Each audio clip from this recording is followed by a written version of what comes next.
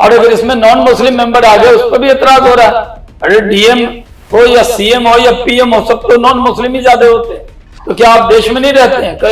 कहेंगे कि नहीं मुस्लिम पीएम होगा? कोई खिलाफत का जमाना है क्या? भारतीय जनता पार्टी बीजेपी के कौमी तर्जुमान और साबिक मरकजी वजीर सैयद शाहनवाज हुसैन ने इल्जाम लगाया कि अपोजिशन जमातें शहरियत तरमीमी कानून CAA की तरह वक्त तरमीमी बिल पर मुसलमानों को गुमराह करने की कोशिश कर रही है।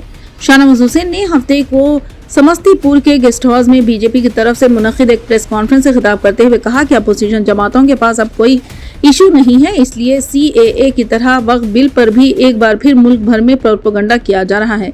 इन्होंने कहा कि यह बिल गरीब मुसलमानों के मफाद में है और इसके जरिए वक्फ अराजी पर जो भी नाजायज कब्जा है इसे खत्म किया जाएगा। इन्होंने कहा कि वज़ीर-ए-आज़म नरेंद्र मोदी के दौरे हुकूमत में मुस्लिम भाइयों को घबराने की जरूरत नहीं है, क्योंकि सबका साथ, सबका विकास और सबका विश्वास इस हुकूमत की तरजीह है।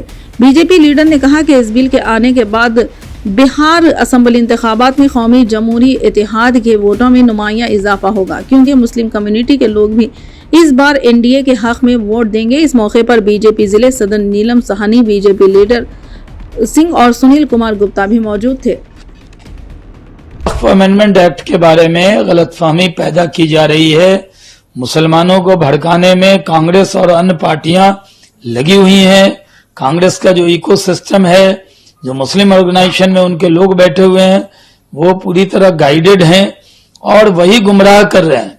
जिस तरह सिटीजनशिप अमेंडमेंट एक्ट पर, CAA पर मुसलमानों को भड़काया था, शाहीन बाग कराया था, वही लोग हैं वो वक्फ एक्ट पर गुमराह कर रहे हैं। ये बिल का समर्थन बहुत लोग कर रहे हैं और ये वक्फ एक्ट पास होगा और ये मुस्लिम समाज का कोई अहित इससे होने वाला नहीं है। इसी तरह की मजीद जानकारी के लिए हमसे जुड़े रहिए। हमारे YouTube, Facebook और Instagram पेज को जरूर फॉलो करें। जनता रिपोर्टर, आम जनता की आवाज।